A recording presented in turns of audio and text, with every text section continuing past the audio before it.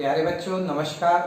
मैं डॉक्टर संजय शर्मा, प्रधानाचार्य Shri के.एच.डी. Inter college Mahavan Mathura, माध्यमिक शिक्षा विभाग की कक्षा 11 की ऑनलाइन संस्कृत विषय की कक्षा में आप सभी का स्वागत करता हूं। बच्चों, आज हम इस कक्षा में कक्षा 11 में संस्कृत विषय में निर्धारित रघुवंश महाकाव्य के द्वितीय सर्ग के कुछ श्लोकों का अध्ययन करेंगे। बच्चों, यहाँ मैं स्पष्ट करना चाहता हूँ कि यह हमारी इस विषय पर दूसरी कक्षा है। इससे पूर्व हमने रघुवंश महाकाव्य के द्वितीय सर्ग के कुछ श्लोकों का अध्ययन किया। आज पुनः हम कुछ श्लोकों का अध्ययन करेंगे। बच्चों, अध्ययन प्रारंभ करने से पूर्व एक बार पुनः इसके उद्देश्य संक्षेप में देख लेते हैं। हमने उद्देश्य इससे पूर्व की कक्षा में आपको विस्तृत रूप से समझाए थे। इसका सबसे मुख्य उद्देश्य भावी परीक्षा में अंक विभाजन की दृष्टि से तैयारी करने में आपको सहायता प्रदान करना, ये सबसे मुख्य उद्देश्य है। तो बच्चों, पाठ प्रारंभ करने से पूर्व हमने जो पिछले अध्ययन में पढ़ा है उन श्लोकों का संक्षेप में जो कथा है वो देख लेते हैं। सबसे पहले छठे श्लोक में छाया के समान राजा दिलीप का, नंदिनी गाय के खड़े होने पर खड़े होने का, चलने पर चलने का तथा बैठने पर बैठने का और जल पीने पर जल पीने का इच्छुक होने का वर्णन किया गया था। सातवें श्लोक में वन में राजा दिलीप का छत्र चांवर आदि राजचिन्हों का त्याग करने पर भी अपने तेज के कारण राजश्री को धारण करने का वर्णन किया गया था। आठवें श्लोक में राजा दिलीप के द्वारा धनुष धारण करके नंदिनी गाय की रक्षा के बहाने से मानो जंगली दुष्ट जीवों को शिक्षा देने का वर्णन किया गया था। अब अगला श्लोक देखिए, 9वां श्लोक। इस श्लोक में राजा दिलीप का वन के जो वृक्ष हैं, पशु पक्षी हैं, उन सब के द्वारा राजा की जय जयकार किए जाने का वर्णन यहाँ पर है। तो सबसे पहले इसका सस्वर वाचन करेंगे। मेरे साथ आप लोग भी सस्वर वाचन करें। विशिष्ट पार्श्वानुचरस्य तस्य पार्श्वद्रुमापाशभृता समस्य उदीर्यामासुरिवोन्मदाना मालोक शब्दम वयसाम विरावहि। बहुत ही अच्छा श्लोक है ये भी। देखिए, कालिदास के प्रत्येक श्लोक में इतना अच्छा भाव छुपा हुआ है कि उन भावों को अगर हम विस्तृत व्याख्या करें तो समय भी अल्प पड़ जाए। तो देखिए, विशिष्ट पार्श्वानुचरस्य, ये अन्वय है। अन्वय के अनुसार हम देखेंगे अर्थ। विशिष्ट पार्श्वानुचरस्य माने वन में राजा है, उसने क्या किया है, अपने जो सेवक हैं, अनुचर हैं, उन सबको विशिष्ट माने छोड़ दिया है। वन में से उनको आश्रम में भेज दिया या राज्य में भेज दिया है। तो से अनुचरों को वापस कर चुकने वाले पाशभृता समस्य, पाशभृता का अर्थ है यहाँ पे वरुण, वरुण के समान।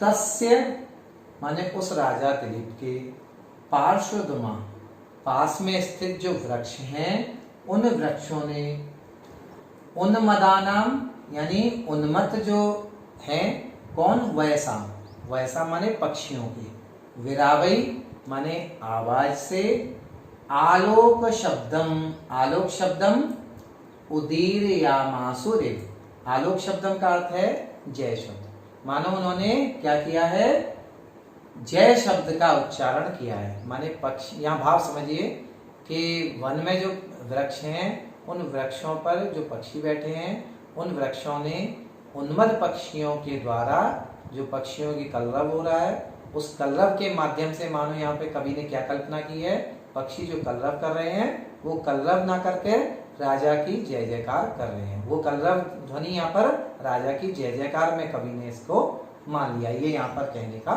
भाव है। अब इस श्लोक की संस्कृत व्याख्या देखेंगे। संदर्भ मैंने संस्कृत में पूर्व में बता ही चुका हूँ, संदर्भ आप उसी प्रकार से लिखेंगे। व्याख्या किस प्रकार से लिखेंगे, देखिए, विशिष्ट पार्श्वानुचरस्य विसर्जित सन्निकट सेवक वर्गस्य पाशभृता प्रचेतसा समस्य समानस्य तस्य राज्ञो दिलीपस्य पार्श्वदमा समीपस्थाः वृक्षाः उन्मदानां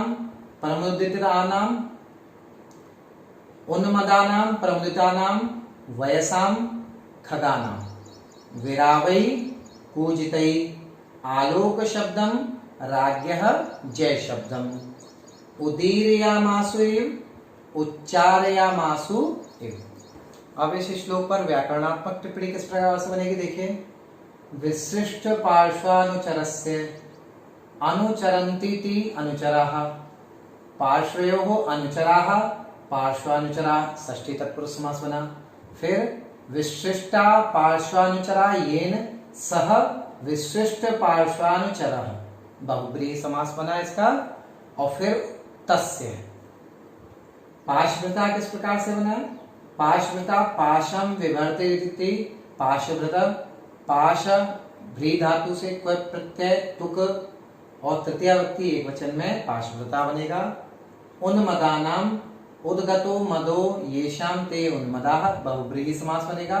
फिर तेषाम आलोक शब्दम आलोकस्य शब्दः आलोक शब्दः षष्ठी तत्पुरुष समास बनेगा। तम उदीरयामासु उत इर ऋच चुरादे परोक्षे लिट प्रथम पुरुष बहुवचन में परस्मय पद में उदीरयामासु बनेगा। इस श्लोक पर काव्य सौंदर्य किस प्रकार से है देखिए। रीति वही पूर्वत वैदर्भी गुण मधुर छंद उपजाती है। अलंकार इसमें उत्प्रेक्षा। यहाँ पक्षियों के कलरव पर चेतन पुरुषों के जयकार कार्य का आरोप किया गया है। अतः वाच्य क्रियोत्प्रेक्षा अलंकार यहाँ पर है। अब अगला एक 10वां नंबर का श्लोक देखते हैं। इस श्लोक में राजा दिलीप के वन में भ्रमण करते समय लताओं के द्वारा उस राजा दिलीप के ऊपर पुष्पों की वर्षा की गई है। इस चीज का वर्णन यहाँ पे किया गया है। तो सबसे पहले इसका सस्वर वाचन करेंगे। देखो मरुत्प्रयुक्ताश्च मरुत्सखाभं तमर्च्यमारादभिवर्तमानम् अवाकिरन्बाललताः प्रसूनैः राचारलाजैरिव पौरकन्याः। यहाँ पहले इसका भाव समझ लेते हैं। राजा दिलीप वन में नंदिनी गाय की सेवा करते हुए भ्रमण कर रहे हैं। तो भ्रमण करते समय जब वह वृक्षों के लताओं के समीप से निकलते हैं तो उस समय लताओं के द्वारा उन पर पुष्प गिराए जाते हैं और उन पुष्पों के गिराए जाने की घटना को कवि ने यहाँ पर बहुत ही सुंदर उसका चित्रण किया है। उनकी तुलना कवि ने की उस प्रकार की है जिस प्रकार से जब राजा लोग नगर में प्रवेश करते हैं तो नगर की जो कन्याएं होती हैं वो कन्याएं उन पर आचार के लाजे यानी धान के जो लावे होते हैं लाजे होते हैं उन लाजों को मांगलिक रूप में उनके ऊपर बिखेरती हैं। तो ये यहाँ पर कहने का कवि का भाव है। तो अब इसका अर्थ देखेंगे हम। मरुत प्रयुक्ता यानी मरुत प्रयुक्ता का अर्थ है हवा के द्वारा हिलाए जाने पर। बाल लता बाल लता माने छोटी छोटी जो लताएं हैं उन्होंने आरात अभिवर्तमानम आरात माने समीप में अभिवर्तमानम माने विद्यमान समीप में विद्यमान मरुत सखावम का अर्थ है यहाँ पे अग्नि के समान तेजस्वी। अग्नि के समान तेजस्वी यहाँ पर राजा के लिए प्रयुक्त हुआ है। तो अग्नि के समान तेजस्वी अर्च्यम माने उस पूजनीय तम पूजनीय यहाँ पर राजा है तो अर्च्यम तम प्रसूनई माने पुष्पों के द्वारा पौर कन्या नगर की जो कन्याएं हैं उन कन्याओं ने आचार लाजे अवाकिरन आचार के जो लाजे होते हैं जो धान के लाजे होते हैं लावे होते हैं उनको अवाकिरन माने बिखेरा। ये कवि का यहाँ पर कहने का भाव है। अब इसकी संस्कृत व्याख्या देखते हैं। संस्कृत व्याख्या किस प्रकार से बनेगी। मरुत प्रयुक्ता पवन प्रेरिता बाललता सद्योजात व्रततिथयः च आरात् पार्श्वम् अभिवर्तमानं पुरोविद्यमानं विचरन्तम् मरुत्सखावम् अग्नि तुल्य कांतिमंतम अर्घ्यम अर्थात पूज्यम तम राजानम दिलीपम प्रसूनै कुसुमै पौरकन्या नागर कन्यकाः आचारलाजै मांगलिक धान्ये इव यथा अवाकिरन अवर्षयन। ये बच्चों यहाँ पर हमने संस्कृत व्याख्या देखी। अब व्याकरणात्मक टिप्पणी देखते हैं, वो किस प्रकार बनेगी। देखिए इस पर व्याकरणात्मक टिप्पणी इस प्रकार है। मरुत प्रयुक्ताः, मरुताः प्रयुक्ताः, मरुत प्रयुक्ताः तृतीया तत्पुरुष समास बनेगा। प्रथमा विभक्ति बहुवचन में बनेगा मरुत प्रयुक्ताः। मरुत सखावम, मरुतः सखा षष्ठी तत्पुरुष समास मरुत सखा बनेगा। एवं आभातिति मरुत सखावम, मरुत सखा आव उपसर्ग भा धातु के और का प्रत्यय से आतश्चोपसर्गे और द्वितीय व्यक्ति एक वचन में मरुत सखावम शब्द बना। अभिवर्तमानम अभि उपसर्ग वृत धातु लट लकार सानच प्रत्यय लगेगा। द्वितीय व्यक्ति एक वचन में अभिवर्तमानम बना। आचार लाजै आचारार्थम लाजाः आचार लाजाः चतुर्थी तत्पुरुष समास। फिर तै पौरकन्याः पुरे भवाः पौराः पौराणाम कन्याः षष्ठी तत्पुरुष बनेगा। फिर याः पौराश्च ताः कन्या पौर कन्या कर्म प्रथमा बहुवचन में पौर कन्या बनेगा। अवाकिरन अब क्री धातु लंग लकार प्रथम पुरुष बहुवचन में अवाकिरन शब्द बना। अब इसका काव्य सौंदर्य देख लीजिए। रीति गुण छंद पूर्वत हैं इसके। अलंकार यहाँ पर उपमा अलंकार का सुंदर प्रयोग किया गया है। अब इस 11वें श्लोक में हरिणियों के द्वारा राजा को देखने का वर्णन किया गया है। तो सबसे पहले इसका सस्वर वाचन करेंगे। देखिए धनुर्भृतोऽप्यस्य दयार्द भाव माख्यातमन्तः कर्णैर्विशङ्कैर्विलोकयन्त्यो वपुरापुरक्षाम् प्रकाम विस्तार फलम हरिण्यः। देखिए धनुर्भृतो अपि यानी राजा ने वन में नंदिनी गाय की सेवा के समय धनुष धारण किया हुआ है। तो धनुर्भृतो अप्य धनुष धारण किए हुए भी, भाई धनुष धारण किया हुआ है तो किसी भी जानवर को राजा मार भी सकता है, लेकिन वह इस समय किसी भी पशु को जानवर को मार नहीं रहा है। तो धनुर्भृतो अपि धनुष धारण किए होने पर भी अस्य माने इसके विशंकई अंतःकरणई निर्भीक अंतःकरण से, इस राजा के अंदर जो अंतःकरण है इसका, इस अंतःकरण से निर्भीकता जो प्रकट हो रही है। और दयार्द भावम और दया का जो भाव प्रकट हो रहा है वो आख्यातम माने उसको कौन कह रहा है, इसका वपु, इसका जो शरीर है, जो राजा का शरीर है वो इस बात को प्रमाणित कर रहा है। राजा का शरीर इस चीज को बतला रहा है कि दया और निर्भीकता अब सब लोग महसूस करें।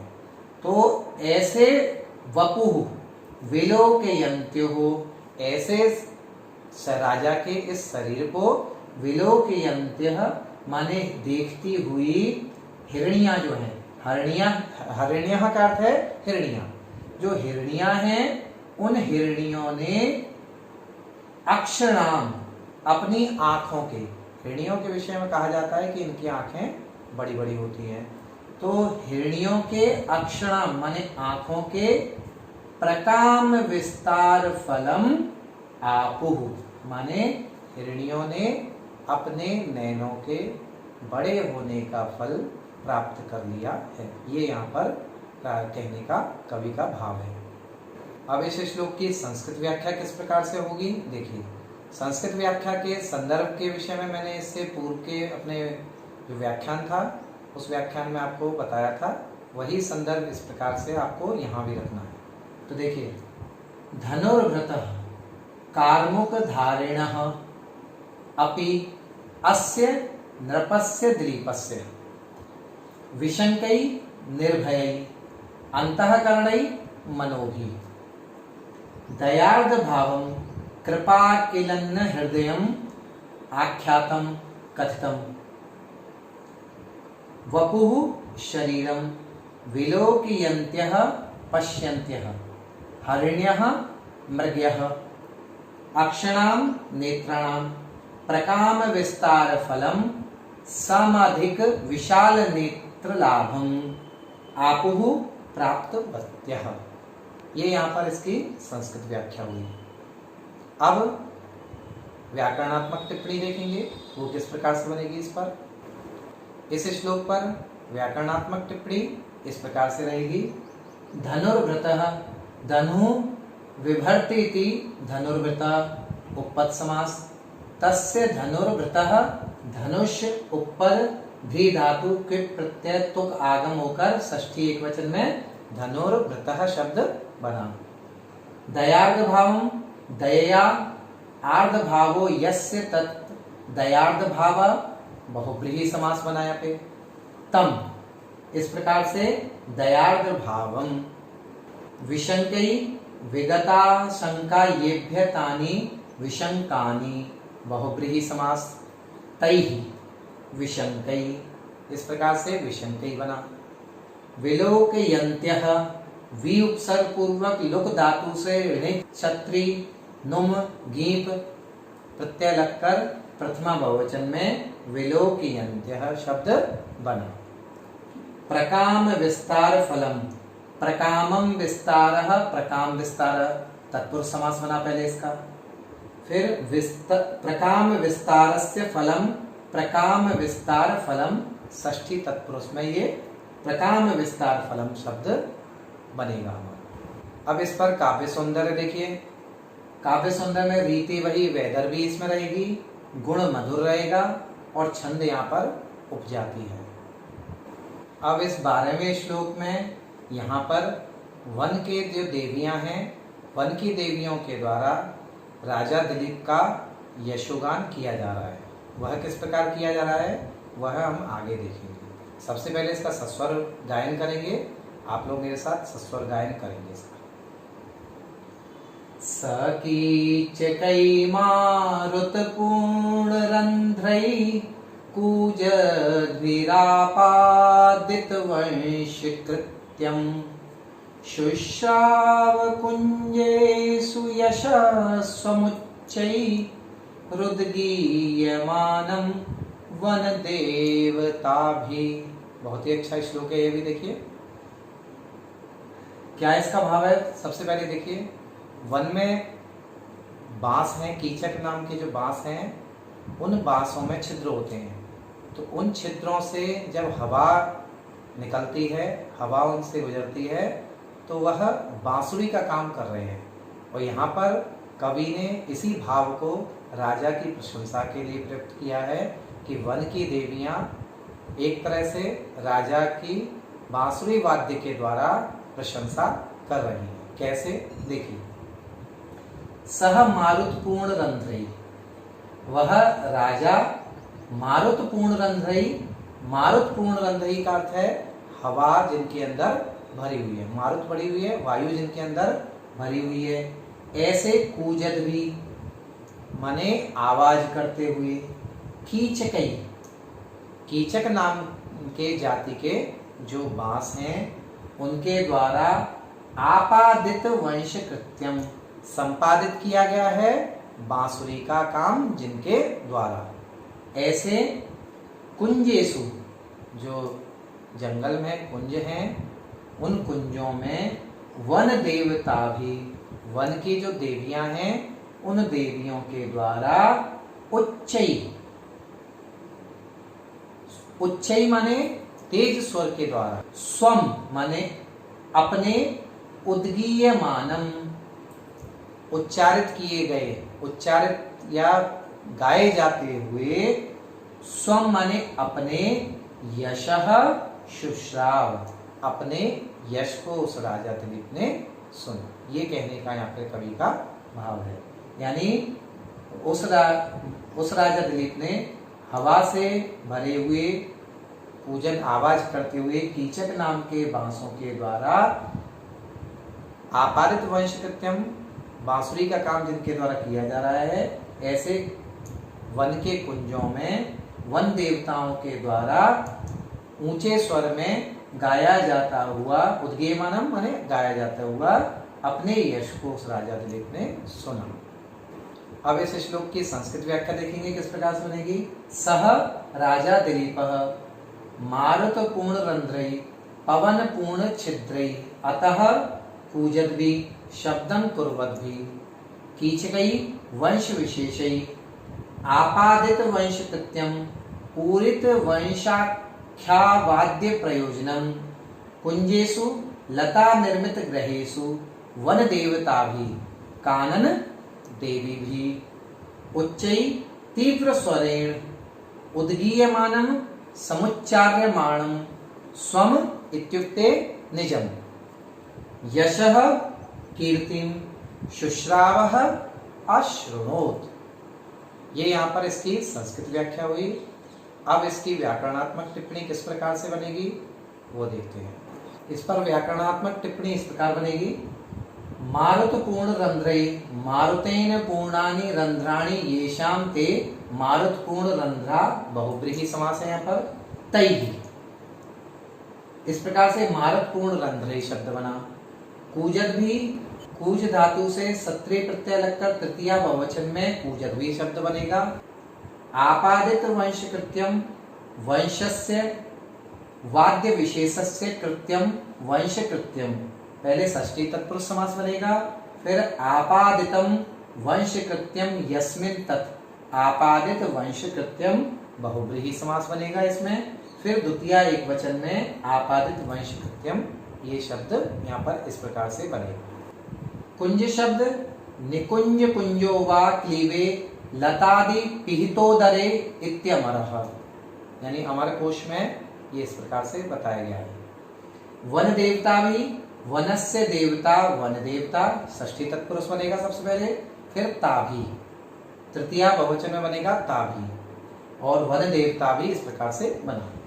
उद्गीयमानम उत उपसर्ग से गई धातु से यट प्रत्यय होकर भाववाचक में लट लकार में शानच प्रत्यय लगकर द्वितीय एक वचन में उद्गीयमानम शब्द बना।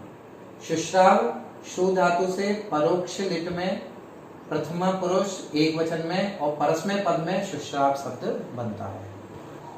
अब इसका काव्य सौंदर्य देखेंगे। रीति वही पूर्वत वैदर्भी है, गुण मधुर है, छंद उपजाति है। यहाँ पर अलंकार, यहाँ चेतन के यशोगान को बांसों की ध्वनि पर आरोपित किया गया है तथा वह क्रिया के संबद्ध है तथा इव का प्रयोग नहीं है, अतः गम्य क्रियोत्प्रेक्षा अलंकार यहाँ पर है। प्यारे बच्चों, पढ़ने के पश्चात जो हमने पढ़ा हुआ है उस पढ़े हुए का मूल्यांकन भी आवश्यक है। मूल्यांकन यह बताता है कि हमने जो पढ़ा है वो पूरे ध्यान से पढ़ा है अथवा नहीं। तो मूल्यांकन के रूप में यहाँ मैं कुछ गृह कार्य आपको दे रहा हूँ। इस गृह कार्य का पूरी ईमानदारी के साथ आप उत्तर देंगे और उत्तर देने के बाद आप स्वयं अनुभव करेंगे कि आपने जो सीखा है वो पूर्णतः सीखा है अथवा अभी उसे पुनः सीखने की आपको आवश्यकता है। तो इसलिए आइए गृह कार्य के रूप में मैं कुछ वैकल्पिक प्रश्न आपको दे रहा हूँ, इनके उत्तर आप स्वयं देंगे। इनमें 4 विकल्प हैं, 4 विकल्पों में से आप जो सही उत्तर हो उस उत्तर को देंगे। तो देखिए, पहला प्रश्न है तस्य पार्श्वद्रुमा उन्मदानां वयसां कई आलोक शब्दन उदीर्यमासुरित। इसके 4 विकल्प हैं वृक्षै पादै विरावै हस्तै। इनमें से जो सही विकल्प हो उस विकल्प को आप लिखेंगे। दूसरा प्रश्न देखिए, तम प्रसूनैः आचारलाजै इव अवाकिरन्। यहाँ खाली स्थान दिया हुआ है। इस खाली स्थान में 4 विकल्प हैं पौरकन्याः युवतयः महिलाः और मित्राणि। इनमें से जो सही विकल्प हो उस सही विकल्प को इस खाली स्थान में आप लिखेंगे। तीसरा प्रश्न देखिए, काह अक्षणान प्रकाम विस्तार फलम आपुः। इसके भी चार विकल्प हैं, अश्वाः, हरिण्यः, ग्रहण्यः, पिपीलिकाः। इनमें से जो सही विकल्प हो उस सही विकल्प को आप लिखेंगे। चौथा प्रश्न है, वन देवता भी उच्चै उद्गीयमानम स्वम किम शुश्राव। चार विकल्पों में से देखिए, पहला विकल्प है पयः, दूसरा विकल्प है मनः, तीसरा विकल्प है यशः और चौथा विकल्प है रामः। इनमें से जो सही विकल्प हो उस सही विकल्प को आप लिखें। पांचवा प्रश्न देखिए, विशिष्ट पार्श्वान तस्य। यहाँ पर खाली स्थान है, इस खाली स्थान में जो सही विकल्प है उस सही विकल्प को आप लिखेंगे। रामस्य, अनुचरस्य, वृक्षस्य और पादपस्य। इनमें से जो सही विकल्प हो उस खाली स्थान को आप पूरा करेंगे इससे। पुनः देखिए छठवें प्रश्न में, मरुत प्रयुक्ताश्च, फिर खाली स्थान दिया गया है, इस खाली स्थान को पूरा करेंगे इन चार विकल्पों में से जो सही विकल्प है उस विकल्प के द्वारा। सखस्य, युवतयः, महिलाः, मरुत सखावम। इनमें से जो सही विकल्प हो उस सही विकल्प को आप लिखें। सातवां प्रश्न देखिए, धनुर्व्रतो अप्यस्य, खाली स्थान है अर्धभावम। इसके चार विकल्प हैं, दया, क्षमा, चटका, पिपीलिका। इन चार विकल्पों में से जो सही विकल्प हो उस सही विकल्प को आप लिखेंगे। और आठवां प्रश्न देखिए, सह काभि उद्गीयमानम स्वम यशः शुश्राव। इसमें चार विकल्प हैं, इन चार विकल्पों में से जो सही विकल्प हो, बालिका भी, महिला भी, वन देवता भी और नायिका भी। इस प्रकार से बच्चों ये हमारा गृह कार्य हुआ। इस गृह कार्य को आप अपने घर पर करेंगे और स्वयं मूल्यांकन करेंगे। इसके साथ साथ बच्चों गृह कार्य के रूप में आप आगे के कम से कम 4 या 5 श्लोक स्वयं अध्ययन करेंगे और उन 4 या 5 श्लोकों का अध्ययन करने के बाद, उनको समझने के बाद आप पुनः जब हमारी कक्षा होगी तो आप आएंगे तो आप स्वयं अनुभव करेंगे कि जो आप पढ़ेंगे वो आपको और अच्छी तरह समझ आ रहा है। साथ ही साथ जो हमने पढ़ाया है इन श्लोकों का बार बार पुनः अभ्यास करेंगे, क्योंकि अभ्यास करने से ही विद्या आएगी। बार बार जितनी बार आप अभ्यास करेंगे तो आपको वह श्लोक पूर्णतः समझ आ जाएगा। आपको आवश्यकता पड़े पुनः आप इसे देखें तो आपको पता चलेगा कि यह आपके लिए लाभप्रद है। साथ ही साथ आप जो हमने आज पढ़ाया है, जो हमने श्लोक आज पढ़े हैं, उन श्लोकों को बार बार अभ्यास करें तो आपको स्वयं ही अनुभव होगा कि आपने जो पढ़ा है वो आपको लाभ दे रहा है। इस प्रकार बच्चों आज हमने कुछ श्लोक पढ़े, उन श्लोकों का हिंदी व्याख्या देखी, उनकी संस्कृत व्याख्या देखी, उनकी व्याकरणात्मक टिप्पणी देखी, उनका काव्य सौंदर्य देखा तथा उनका सस्वर वाचन भी किया। इस प्रकार से आगे की कक्षा में पुनः हम मिलेंगे और फिर पुनः हम नए श्लोकों के साथ आपके सामने उपस्थित होंगे। तब तक के लिए सभी को प्रणाम।